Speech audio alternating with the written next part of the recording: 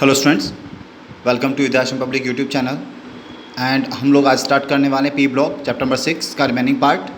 So start करेंगे nitric acid.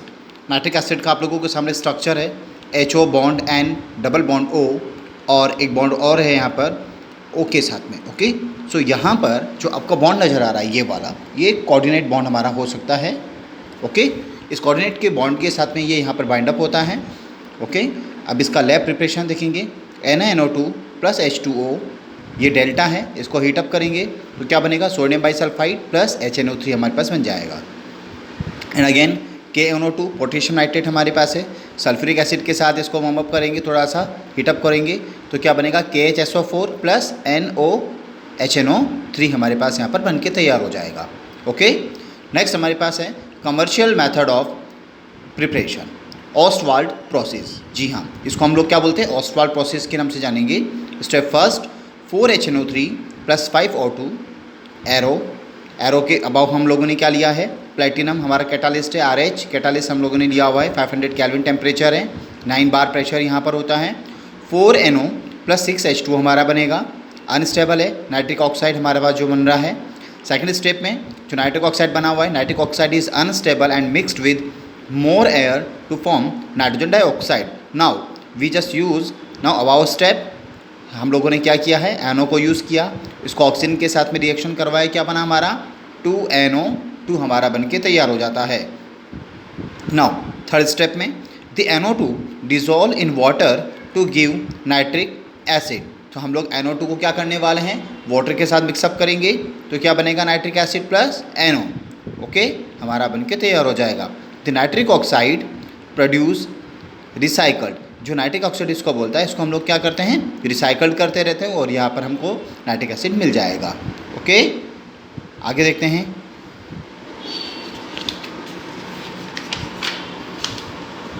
अब इसकी कंसंट्रेशन की बात करेंगे। जी हाँ, concentration of nitric acid. Nitric acid can be concentrated up to 68% by distillation under reduce pressure. इसका डिस्टिलेशन करते हैं और डिस्टिलेशन के अंदर हम लोगों को क्या मिलता है, रिड्यूस प्रेशर पे हमको एक कंसनट्रेट नाइट्रिक एसिड मिल जाएगा। Up to 98% can be concentrated by dehydrating process. Dehydrating, इसके अंदर जो मॉइस्चर होता है, नमी होती है, हम उसको बाहर निकालते हैं। With concentrated sulphuric acid is dehydrating और ड्राइंग एजेंट। यहाँ पे सल्फ्यूरिक एसिड क्या होता है, हमारा ड्राइंग एजेंट है, जो हम लोगों को कंसनट्रेट एसिड को मिलने में काम आएगा। The anhydrous nitric acid produce by distillation over phosphorus penta oxide. इसका डिस्टिलेशन हम लोग किस पर करते हैं, फास्फोरस पेंटा ऑक्साइड P2O5 हमारे पास है, इसके ऊपर हम लोगों को क्या करते हैं, नाइट्रिक एसिड का डिस्टिलेशन करने वाले हैं। उसके बाद है fuming nitric acid, fuming FUMING। Okay, fuming nitric acid क्या होता है, mixture of HNO3 plus NO2। Okay, ये NO2 जो गैस है हमारे पास कैसा होगा, ये ब्राउन गैस होगा। लैब में आप लोग देख सकते हैं इजीली इसको। इसके लिए हमने क्या हुआ है, डायग्राम देखिएगा, हमारे पास एक बॉटल है यहाँ पर और इसके अंदर हम लोगों ने क्या, फ्यूमिंग ऑफ HNO3 यहाँ पे डाला हुआ है। तो क्या बनेगा, इससे ब्राउन गैस इससे प्रोड्यूस होता है, फ्यूम्स ऑफ ब्राउन गैस, जो किसके होते हैं, NO2 के हमारे पास होते हैं। आगे देखिएगा, fuming nitric acid appear brown in colour due to NO2। तो उसके अंदर ब्राउन कलर किस वजह से होता है, NO2 की वजह से होता है। The NO2 gas can be removed by bubbling the dry air through fuming HNO3 for some time. अब हम क्या करने वाले होते हैं, जो हमारा NO2 गैस है can be removed by the bubbling the dry air. इसमें क्या होता है कि इसके अंदर बबल्स बनने लगते हैं NO2 गैस के, हम इसको क्या करते हैं, फ्यूमिंग को रिमूव कर लेते हैं। उसके बाद नाइट्रिक एसिड को हम लोग अपने काम में लेने लायक बना लेते हैं। ओके, नेक्स्ट प्रॉपर्टीज़, इसकी प्रॉपर्टीज़ क्या हैं, कलरलेस। एंड हमारे पास जो नाइट्रिक एसिड कैसा होता है, कलरलेस होता है, highly corrosive nature and form painful blister on the skin. Okay, ये इसका स्ट्रक्चर है हमारे पास में, जहाँ पर हमारे पास क्या होता है, ऑक्सीजन के पास में यहाँ पर 2 लोन पेयर हैं, नाइट्रोजन के पास में 3 बॉन्ड यहाँ पर हमारे पास है, 1 2 3 और 4, यानी एक कोऑर्डिनेट बॉन्ड हमारे यहाँ पर बन के तैयार हो जाता है। ओके, इस तरीके से इसका स्ट्रक्चर बनता है। उसके बाद मोनोबेसिक एसिड इसको हम लोग बोलते हैं, 1 रिप्लेस H+ आयन की वजह से यहाँ पर HNO3 को H2O के साथ रिएक्शन करवाते हैं तो क्या बनता है H3O प्लस NO3 माइनस हमारे पास बन के तैयार हो जाता है। It is strong oxidising agent. ये क्या है? स्ट्रॉन्ग ऑक्सीडाइजिंग एजेंट होता है। It's oxidising nature due to it give nascent oxygen. इसके ऑक्सीडाइजिंग नेचर की वजह से हमें क्या देगा? नेसेंट ऑक्सीजन देगा। बहुत ज़्यादा रिएक्टिव गैस होती है nascent oxygen. 2HNO3 plus H2O 2NO2 plus O। O को हम लोग यहाँ पर इस ब्रैकेट के अंदर क्लोज कर देंगे। ओके, नेसेंट ऑक्सीजन को। अगेन 2HNO3 डाइल्यूट है, H2O के साथ रिएक्शन करवाएंगे तो क्या बनने वाला है? HNO3 को H2O 2NO plus 3O nascent oxygen again हम लोगों को यहाँ पे मिल जाएगा। द प्रोडक्ट डिपेंड अपॉन, ये प्रोडक्ट किस पे डिपेंड करता है? Concentration of acid, okay, temperature पे डिपेंड करता है, and nature of material undergoing oxidation. किस तरह का मटेरियल आप लोग यूज़ कर रहे हैं उसके ऊपर ये डिपेंड करता है। Some metal for example chromium and aluminium do not react with concentrated nitric acid because it oxidizes metal to their oxide। क्योंकि क्या होता है कि जो अदर मेटल्स होते हैं उनको वो उसके ऑक्साइड के अंदर चेंज कर देती है, and these oxide form protective layer. Okay, तो ये क्या बनाती है? उसके ऊपर एक प्रोटेक्टिव लेयर बना देती है on the metal surface, metal की सरफेस पर, which is prevent further reaction, जो कि रिएक्शन को होने नहीं देती है। So generally aluminium container are use to store nitric acid. इसलिए हम जनरली एल्यूमिनियम का जो कंटेनर है उसी को इसके अंदर यूज़ में लेते हैं। जी हाँ, यहाँ से क्वेश्चन बन जाता है हमारे पास में। नेक्स्ट हम लोग देखते हैं आगे। Yes, some noble cases for example some noble metals. Okay, some noble metal for example silver, aurum, platinum does not react with nitric acid. ये नाइट्रिक एसिड के साथ कोई रिएक्शन नहीं करेंगे। ऑक्सीडेशन ऑफ मेटल्स, रिएक्शन आपको दिख रहा है 4HNO3 plus Cu NO3 whole twice plus 2NO2 plus 2H2O, 8HNO3 plus 3Cu NO3 whole twice plus 2NO2 2NO plus 4H2O, 4HNO3 plus zinc ZnNO3 whole twice plus 2NO2 plus 2H2O, 10HNO3 plus 4Zn NO3 whole twice 5NO2 plus H2O। ये reactions आपको ऐसे read करना होगा। Okay, oxidation of non metals के साथ reaction कराने वाले हैं। 10 molecules of nitric acid react with iodine 2HiO3 plus 10NO2 plus 4H2O, carbon plus 4HNO3 HCO3 bicarbonate, carbonic acid यहाँ बनेगा, प्लस 4NO2 प्लस H2O हमारा बनेगा। S8 सल्फर हमने लिया, और 48HNO3 हम लोगों ने लिया, 8H2SO4 48NO2 प्लस 16H2 हमारा बन जाएगा। P4, ओके, P4 हम लोगों ने लिया हुआ है, यहाँ पर फॉस्फोरस है, 20HNO3 हम लोगों ने लिया, 4H3PO4 प्लस 2 हमारे पास 20NO2 प्लस H2O यहाँ पर बन के तैयार हो जाएगा। ओके, नेक्स्ट देखिएगा uses of nitric acid. Uses of nitric acid में क्या क्या होने वाला है यहाँ पर? Oxidiser in the rocket fuel, ये हमारे पास as a oxidiser rocket fuel के अंदर काम आता है। मैन्युफैक्चरिंग ऑफ TNT, TNT एक एक्सप्लोसिव मटेरियल है। ओके, इसके अंदर ये काम आता है। Next TNT tri nitric toluene जो हमारे पास है, ओके, यहाँ पर उसको देखिएगा, to measure the capacity of explosive of bomb, ये किसके अंदर काम आता है? उसकी एक्सप्लोजन की कैपेसिटी को मेज़र करने का काम आता है। 1 2 3 ट्राई नाइट्रो ग्रुप हमारा है, ये ट्राई नाइट्रो, इसको टालुइन, इसको हम लोग क्या होते हैं? टालुइन बोलते हैं, क्योंकि CH3 ग्रुप यहाँ पर ऐड हो रहा है। ओके, क्योंकि टालुइन के अंदर क्या होता है आपको पता है? ये जो स्ट्रक्चर मैं बनाने वाला हूँ ये टालुइन का स्ट्रक्चर है। ओके, सो इसके साथ में क्या होता है? ट्राई नाइट्रो ग्रुप हमारा ऐड हो रहा है, इसलिए इसको हम लोग क्या बोला है?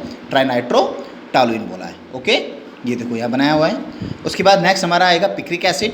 पिक्रिक एसिड का फॉर्मूला इंपॉर्टेंट है यहाँ पर, ये देखो, इसके साथ एक OH ग्रुप यहाँ पर ऐड हो जाता है फिनोल के साथ में, तब हम 3NO3 ग्रुप यहाँ पर ऐड करते हैं, NO2 ग्रुप ऐड कर देते हैं, तो क्या बनता है? ट्राइनाइट्रोफिनोल को हम लोग क्या बोलते हैं? यहाँ पर पिक्रिक एसिड बोलते हैं।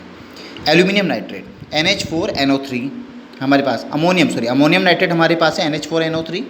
Okay, very important topic, brown ring test आप लोग लैब के अंदर भी करते हैं। ब्राउन रिंग टेस्ट क्या होता है हमारे पास में? टेस्ट फॉर नाइट्रेट आयन के लिए टेस्ट किया जाता है। इसके लिए क्या करना होता है?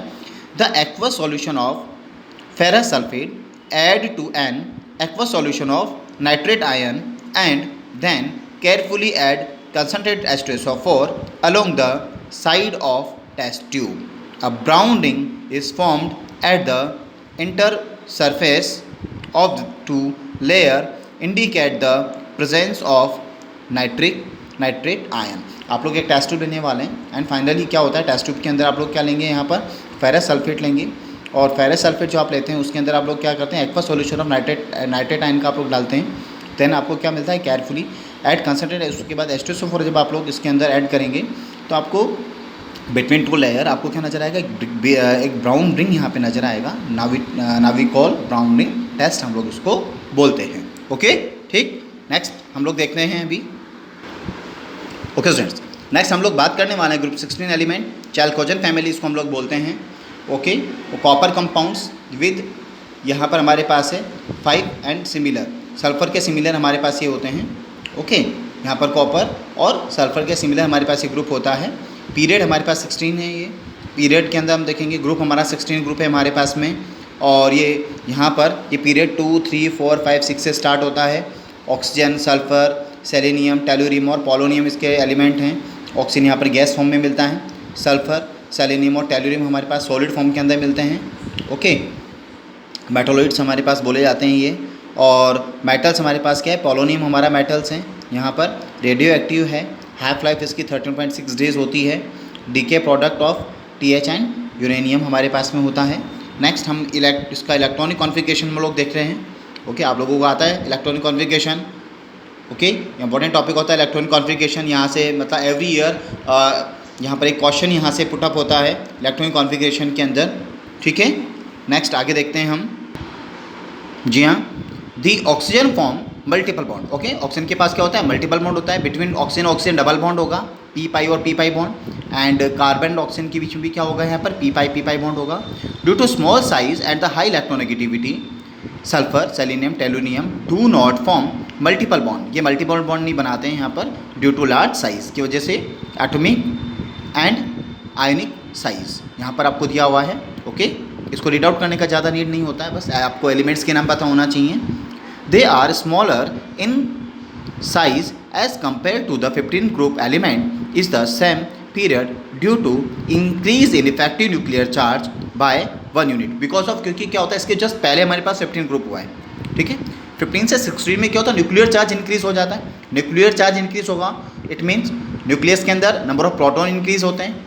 नंबर ऑफ प्रोटॉन इंक्रीज होते हैं तो क्या करता है, आउटर मोस्ट शेल के इलेक्ट्रॉन को क्या करेंगे, वो अट्रैक्ट करके रखते हैं. सो जो साइज होता है वो क्या होता है, डिक्रीज हो जाता है. Okay, the electron added to the same shell resultant no shielding. इसके अंदर क्या होता है, electron added to the same shell, क्योंकि आउटर मोस्ट शेल के अंदर इलेक्ट्रॉन ऐड हो रहा है. सो यहाँ पर क्या होता है, shield effect resultant no shielding. तो यहाँ पर शेल्डिंग इफेक्ट काम नहीं करता है. ओके, नेक्स्ट देखिएगा. Down the group size increases due to increases in number of electronic shell बढ़ेंगे यहाँ पर.